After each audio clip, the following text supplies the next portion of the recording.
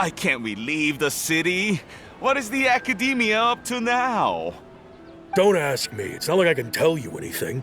This is a direct order from the Grand Sage. Just wait until tomorrow. I have a real emergency. My goods have already arrived at Port Ormos. If I don't hurry, they'll be stolen. That's your problem. Make sure you make a request in advance next time. But it's not like you can just predict business matters in advance. It looks like the Academia already announced a lockdown for Sumeru City today. How completely unsurprising. Let's go and question them. Hello, sir. Why can't we leave the city today? Here we go again. Don't ask me. I don't know either. We just received an order that no one is allowed to enter or exit Sumeru today. They didn't tell us anything else. Angering me won't get you anywhere. If I had that kind of insider info, I would have left this stupid post long ago. It looks like he really doesn't know. If we can't get anything out of him, let's take matters into our own hands. Why don't we climb over the walls? Those guards can't be everywhere at once. This is a good spot, and the guard hasn't noticed us at all. Let's hurry! Huh? Why? Are you going to leave Paimon behind? But what if things get really weird out there and you get into some trouble? Then Paimon won't be able to help you. Oh, Paimon knows that Paimon can't do much, but we've always been together, haven't we?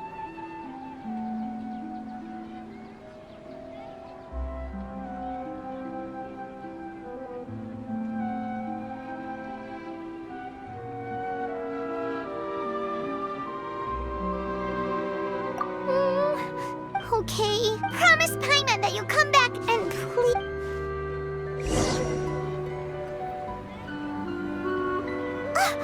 Memories!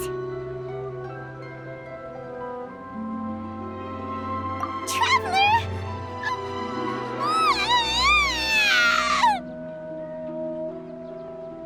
Paimon, that Paimon would never see you again!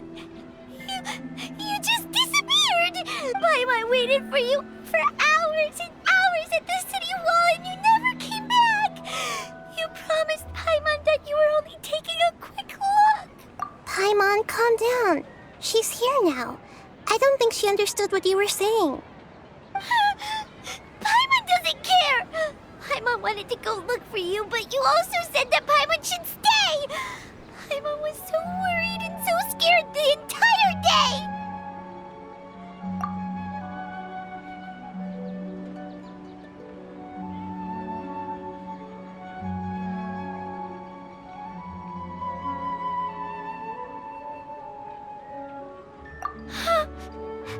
Okay.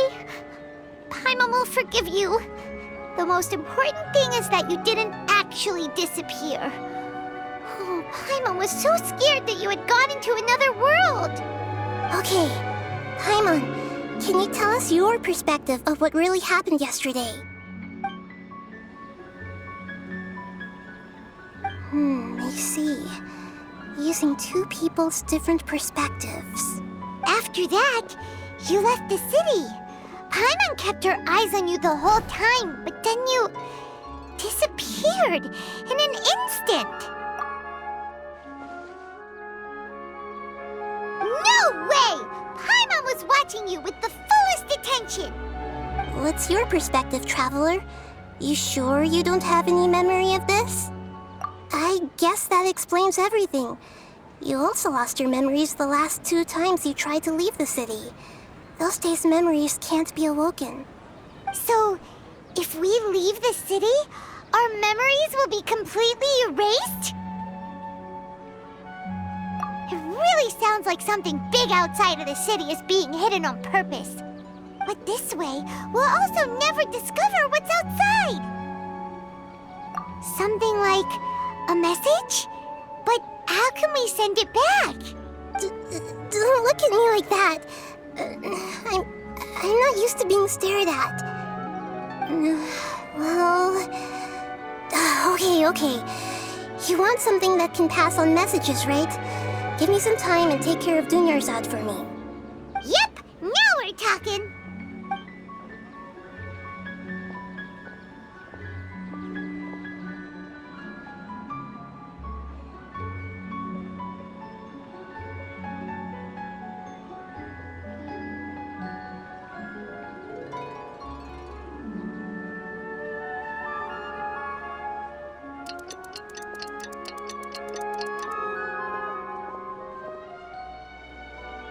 I'm done. Here you go. What? Isn't this just an Akasha terminal? I made some little changes. Akasha terminals are already capable of sending messages. I just tweaked it so that it could connect to any node. To make something like this?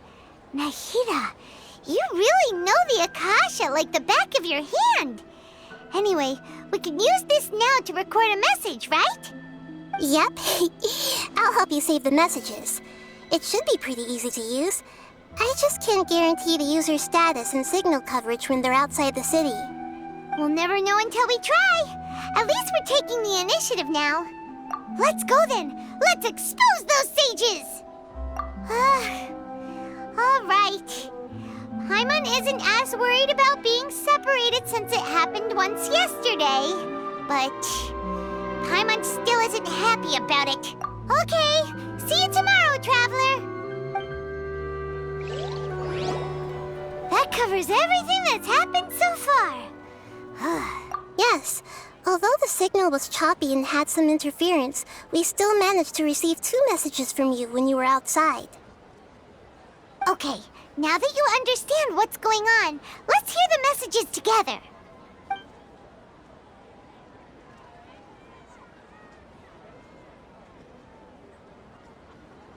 Can't go back. There are countless spaces here. Our Sub-Zero's festival in Sumeru City is just one of them.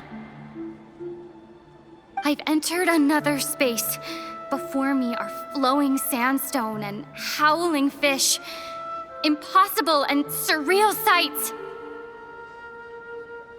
All these spaces are empty, except for the occasional ones that contain mute puppets rather than people. I can't sense any human presence.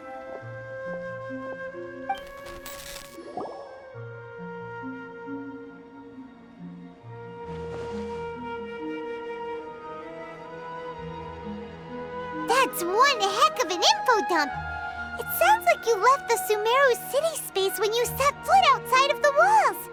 But everything looked completely normal when Paimon was looking out from the inside.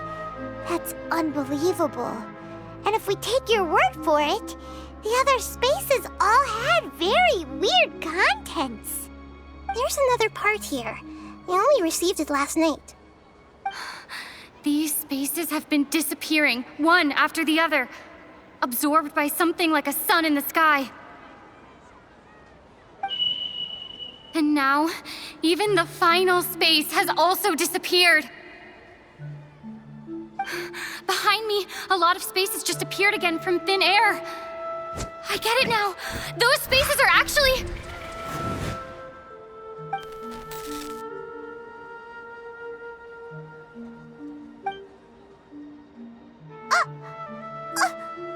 Why did the message end right there? What did the Traveler want to say? What are those spaces? Probably because yesterday just happened to end at that moment. Oh, right.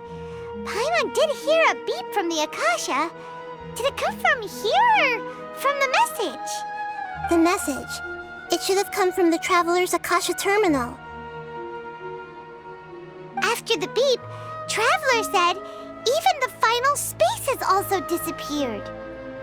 Traveler, what do you think that final space could have been?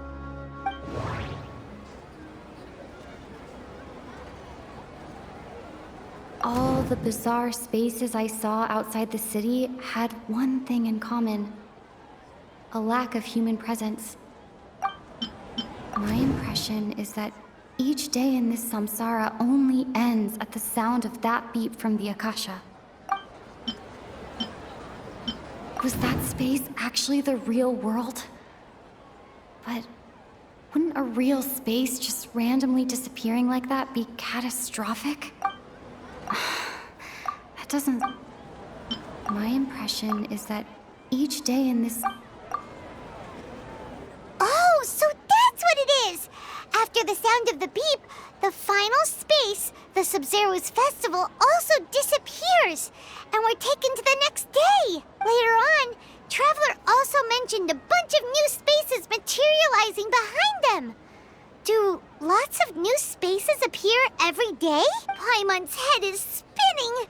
Just what are these spaces anyhow? Well, consider this.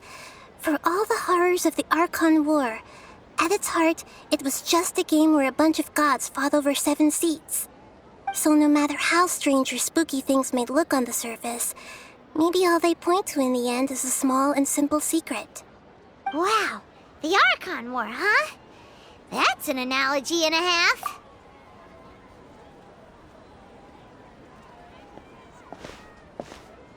Hey, where are you going?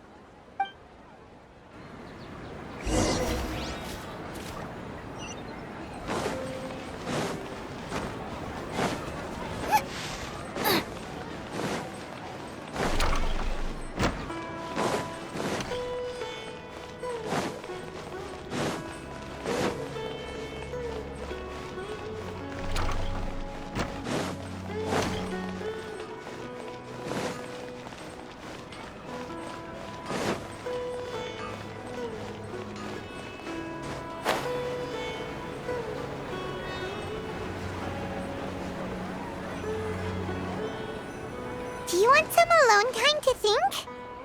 All right then, Paimon won't disturb you.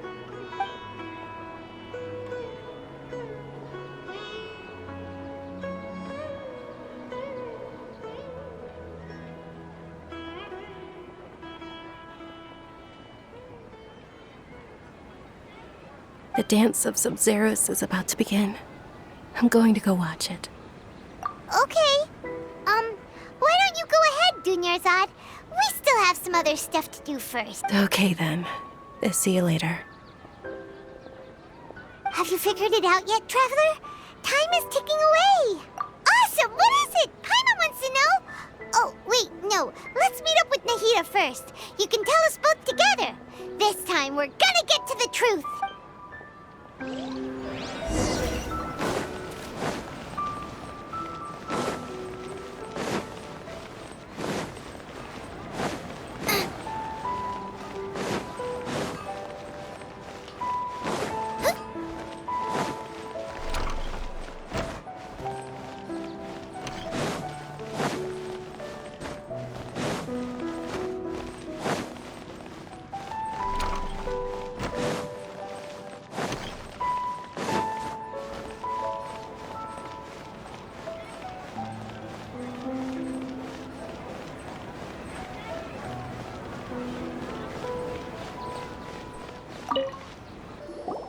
You're back. I've been waiting forever for you two. Judging by the looks on your faces, are you ready to take your Sub-Zero's exam and graduate from the festival? Okay. First off, have you discovered the hidden truth? Okay. Nahida said, the Akasha relies on the power of a gnosis to operate, as it is the manifestation of the God of Wisdom's power. We've already experienced the Sub-Zero's festival many times, and the day of the festival seems to be in a perpetual samsara. All the bizarre spaces I saw outside the city had one thing in common: a lack of human presence. Those spaces remind me of dreams, like the one I had in the Avidia Forest, except these have no sign of human presence.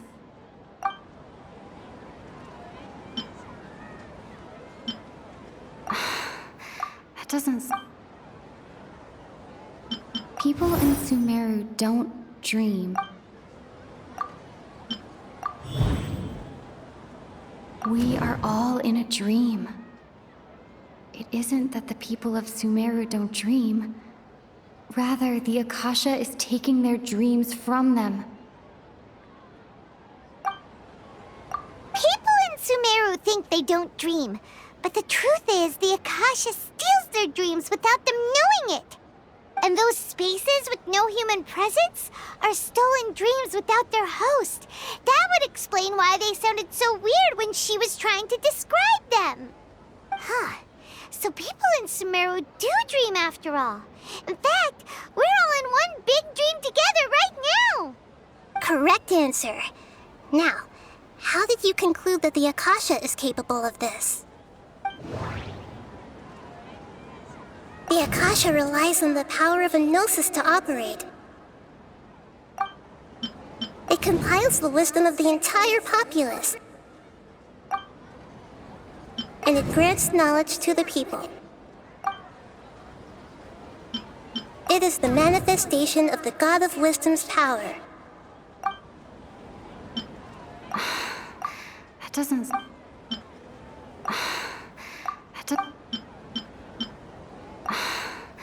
That doesn't... Oh, okay. Those dream-controlling creatures in the forest also get their power from the Dendro Archon, right? That would explain why the Akasha has the ability to control people's dreams, too. But is stealing everyone's dreams really how the Akasha compiles their wisdom? Isn't there anything more to it than that? Dreams are fantastical, complex, and full of imagination. People's brains are the most active when they're dreaming. In other words, dreams are rich bundles of human wisdom. So in other words, the complete opposite of how Hypatia understood it. Paimon remembers her saying that the sages think dreams are foolish delusions, and the fact that no one dreams is a blessing from Greater Lord Rukkhadevata. So it was all a dirty trick? The real story is that the sages from the academia are using the Akasha to steal people's dreams for their own use, huh? Oh? By the sounds of it, you understand the current situation pretty well. So then, what about the samsara? Grand Sage said, go celebrate the birth of that god to your heart's content. Did he mean something more? My mind feels exhausted, even though We've already experienced the Sub-Zeru's festival many times. Those spaces kept disappearing before my eyes. But as soon as that beep sounded, many more spaces materialized. Those dreamscapes kept vanishing. But as soon as that beep sounded, more new spaces appeared. I can't seem to... I can't...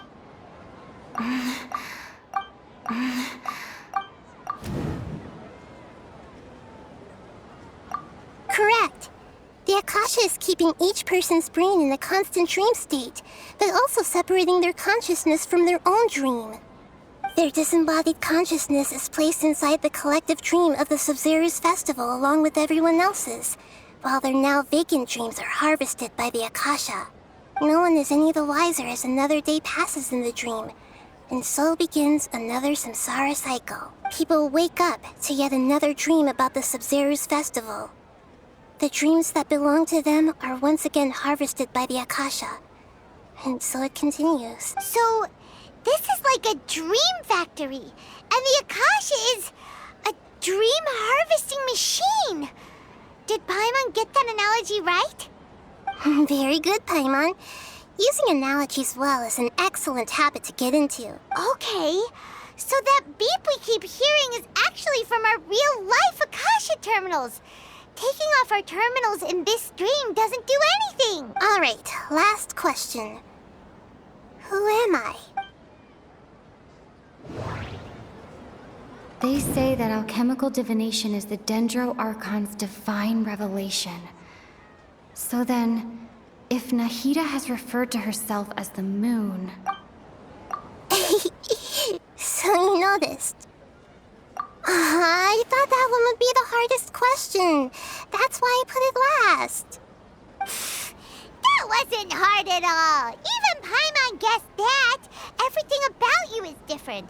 We just didn't want to expose you is all. Now that you mention it, Nahida, you've been hinting to us since the very beginning. It's funny. Thinking back to when we were asking all over the place for info about Lesser Lord Kusanali. Paimon didn't expect to meet you like this. Yes, those can wait until we're back in real life. On the other hand, I'd be happy to answer any more questions you have about here and now. You asked me this question before. My answer was, it would literally blow your minds. Now that you know this is all a dream, this answer should hopefully make more sense. Have you heard the saying, don't wake a sleepwalker? Likewise, if someone suddenly had told you all this instead of you learning it on your own, your notion of reality and dream would be thrown into irreversible confusion. I couldn't expose you to that kind of risk. That's why I could only give you very subtle hints and some suggestions. Firstly, this dream we're in is completely based on reality.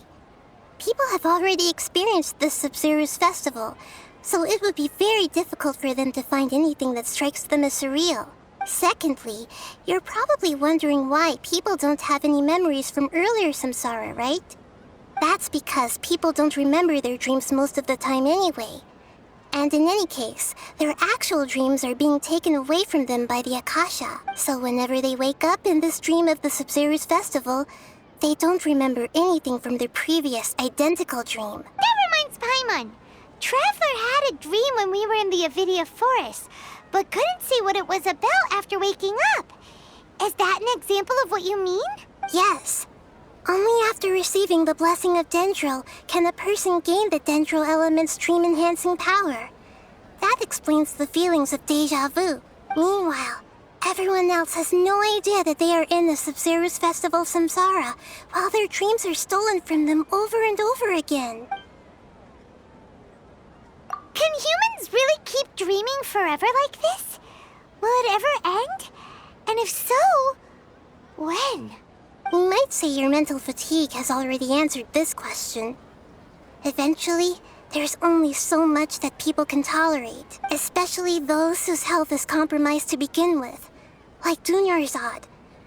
This relentless exploitation takes an even harder toll on them. People's lives are at stake here, and nobody knows a thing! We've got to put a stop to this! I know, right? Why did they have to base this dream on my birthday? Could it really just be a coincidence? Even you don't know the reason? Wow, now that's strange. The Academia sages are determined to harvest lots of dreams in a short time, no matter the cost. They have to be up to no good. Unfortunately, I don't know anything about it. Traveler, do you have any information? Those spaces remind me of... dream. Okay, Nahida said, the Akasha relies on the power of a gnosis to operate, as it is the manifestation of the God of Wisdom's power. It compiles the wisdom of the entire populace, and it grants knowledge to the people. Grand Sage said, go celebrate the birth of that god. Celebrate the birth of that god? Could it mean...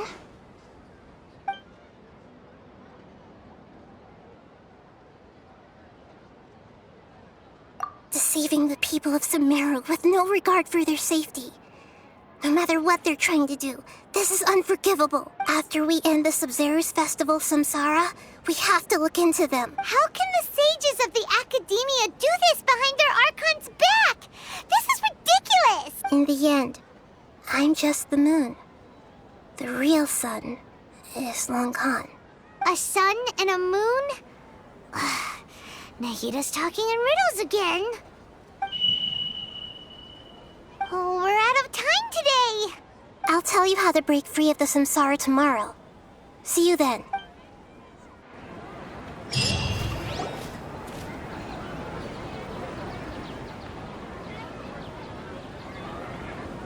Good morning, Nahida.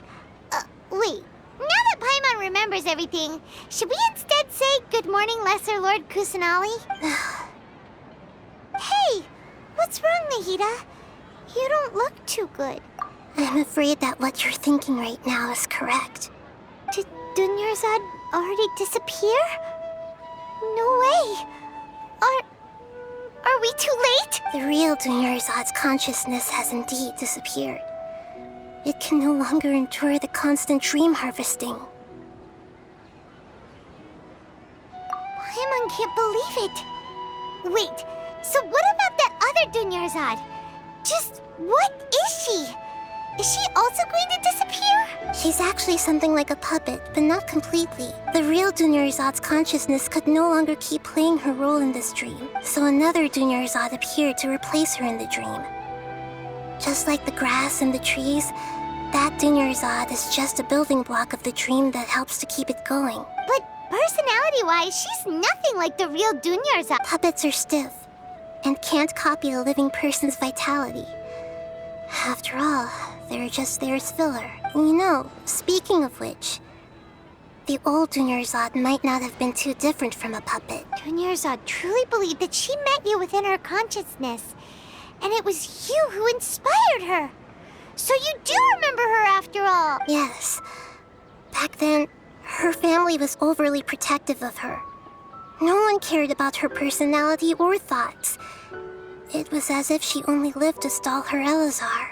I just gave her a little wisdom so she could look at life in a new way. So that she could be her own person. But even so, she's still far from it. I'm still a long way off from being a real Archon. I couldn't even save her. If I were a competent Archon, I wouldn't have let my most faithful follower die at the Sumeru's festival with so many regrets. Please don't beat yourself up over it, Nahida. It's the sage's fault, and theirs alone. I'm not beating myself up. All I did was to rationally observe the distance between myself and a real Archon. Don't be like that, Nahida. Even real Archons are still allowed to be sad. To prevent more tragedies like this, we must end the samsara as soon as possible. Great, but how do we do that? Although the Sumeru's festival dream is under the Akasha's control, only humans can dream. Even the Akasha is unable to create them. That means this dream belongs to a host who created it. Huh? So, how should we find that person? Well, if this is someone's dream, then everything here must come from deep within their consciousness, which means, with the power of imagination, they can change anything in this dream. Imagination? What do you mean by that? Imagination means breaking through what you perceive as normal. Like when the server at a tavern brings a plate to you, you'd naturally assume that food is on it. However, if you're the dream's host and you become aware that you're dreaming, when you imagine gold and more on the plate, the dream will respond in kind. And the server really will bring you gold and mora. But right now, our host is unaware that this is a dream. No matter how many times they're served, it will always be food. Find some way to make that person realize that they're dreaming. Usually, once that happens, the person will wake up and the dream samsara will be broken. How are we going to find them, though? If it could be anyone, it'd be like looking for a needle in a haystack. And even if we did find them, how are we supposed to make them realize they're dreaming? After all, like you said, don't wake a sleepwalker. It's extremely difficult, yes. But the only ones who can do it are you two.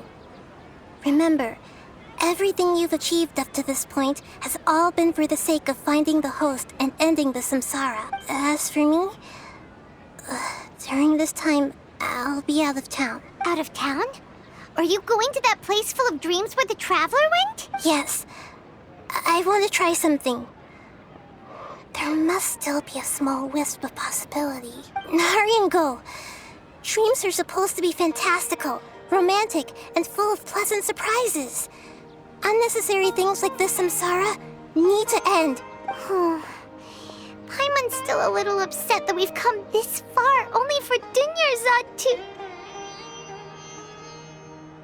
She was such a good person, with such a simple wish. But fate was against her.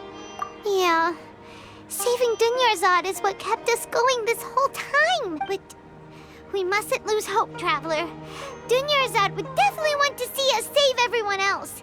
So let's break the samsara for her sake. Paimon's wondering, do you think the sages would get one of their own to be the host of this stream?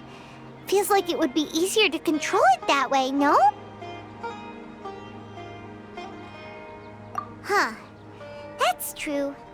Plus, the sages probably weren't counting on there being other factors beyond their control, like Nahida and us. So, who do you think the host of the dream is? Oh, that would make sense. Ferris, the Knight of Flowers, is a symbol of the whole Sumeru's festival, right? Pretty core character. Let's go ask him some questions, shall we?